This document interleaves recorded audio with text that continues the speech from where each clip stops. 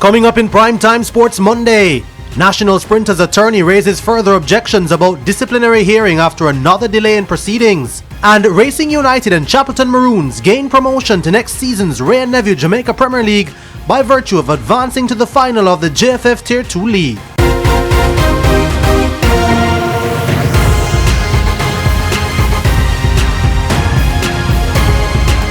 Good evening, I'm Spencer Darlington. We'll be back with the details on those and much more after the break.